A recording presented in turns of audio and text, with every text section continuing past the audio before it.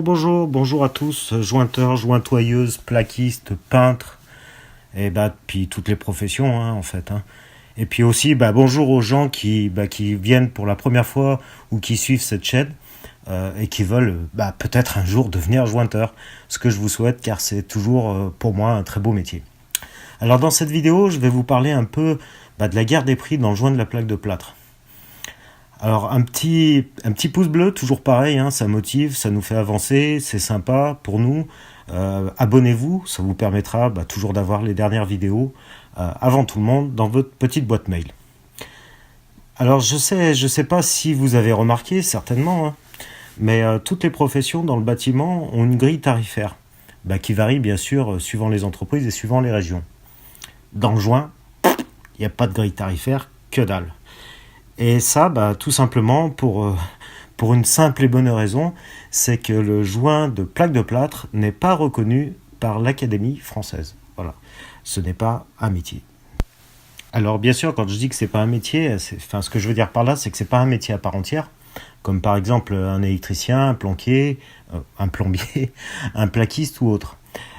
Alors attention, quand je dis que c'est pas un métier, je veux pas dire par là que ce n'est pas un métier. Ce que je veux dire, c'est que c'est pas un métier reconnu. C'est un vrai métier, mais qui n'est pas reconnu. Mais que c'est bien, dans les faits, un vrai métier. Qu'on dise pas après que j'ai dit que le métier de jointeur, c'était pas un métier.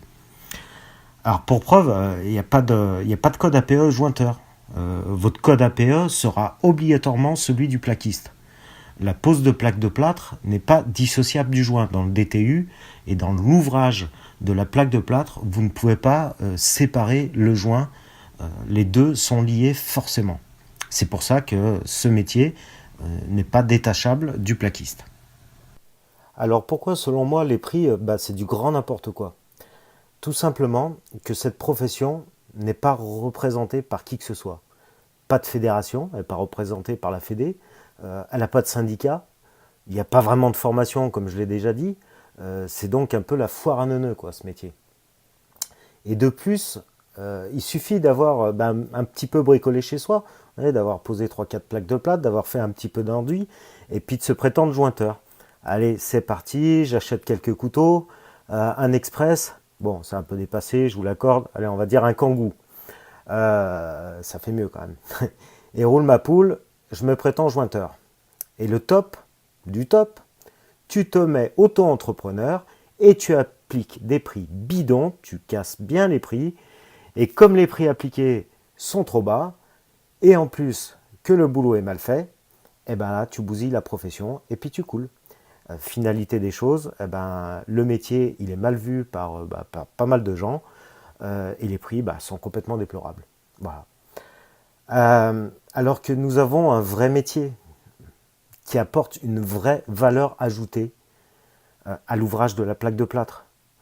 Sans parler que le résultat final dépend vraiment en partie du joint. C'est hyper important le joint.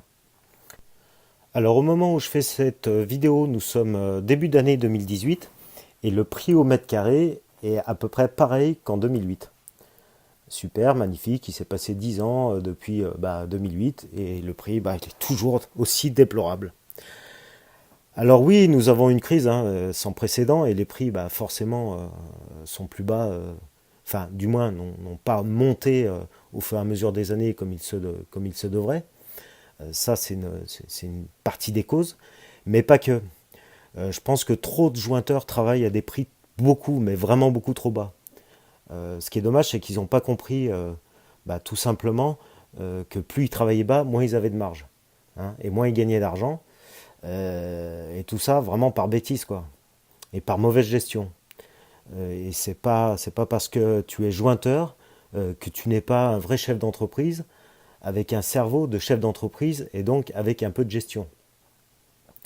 Alors il y a de multiples raisons pour lesquelles certains jointeurs travaillent à des prix discount. Dans une prochaine vidéo, j'évoquerai ces différentes raisons. Alors, ce qu'il faut savoir, c'est que pour notre part, chez Artec Joint, notre politique commune à tout le réseau, et ça vraiment, on est vraiment à cheval là-dessus, il n'y a pas à en déroger, c'est d'avoir appliqué des prix en proportion de nos travail. Et et de ne surtout pas, hein, je dis surtout pas, accepter des prix trop bas. Par contre, nous apportons vraiment un prix en proportion des services que nous rendons à notre client. Ça, c'est aussi important.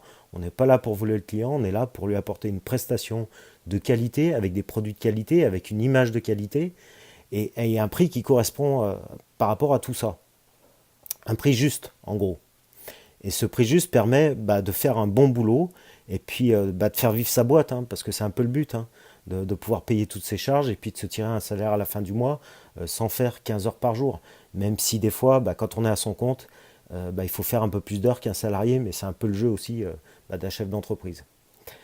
Alors nous sommes en gros un gros acteur quand même du joint de plaques de plâtre en France, hein, et on pourrait croire qu'on tire les prix vers le bas, hein, parce qu'en général c'est bien la politique des gros, hein. Plus ils font du volume et plus ils tirent les prix vers le bas. Nous on a pris une autre option, hein, c'est que plus on fait de volume et plus on essaye de tirer les prix vers le haut. Alors bien évidemment pour nos concessionnaires, c'est un peu logique, et puis aussi pour essayer de revaloriser un peu ce marché du joint, et en espérant que plus on appliquera des prix proportionnels à notre métier, et plus les autres derrière nous rejoindront un peu dans notre politique tarifaire, et qu'ils en bénéficieront aussi de meilleurs prix et de meilleures marges par définition. Alors ce qu'il faut savoir, chez Tech Joint, dans 75% des cas, nous sommes plus chers que nos concurrents. Et pourtant, nous sommes toujours autant débordés de travail. Donc ce que j'en conclus, c'est que dans 75% des cas, c'est pas le prix vraiment le problème, mais c'est autre chose.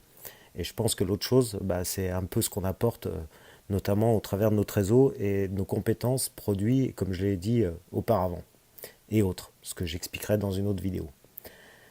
Alors moi je pense sincèrement qu'il y aurait vraiment moyen de créer une sorte de fédération ou autre, je sais pas, dans ce métier, réunir un maximum de jointeurs qui ont envie d'évoluer un peu, et puis d'avoir des prix un peu mieux, hein, qu'on grandisse un petit peu tous ensemble, ça serait sympa, au lieu de se critiquer les uns les autres et puis d'essayer de tirer la couverture à soi-même, hein. C'est un peu le jeu du monde aujourd'hui, mais pourquoi pas essayer de jouer un peu autrement, et puis surtout aussi d'essayer de plus être dans l'ombre du plaquiste, parce qu'il faut savoir que le plaquiste, c'est lui qui vous donne plus ou moins son prix, et si c'était l'inverse, ça serait sympa, quoi, hein, parce que comme je dis, on est quand même un acteur de la plaque de plâtre à part entière.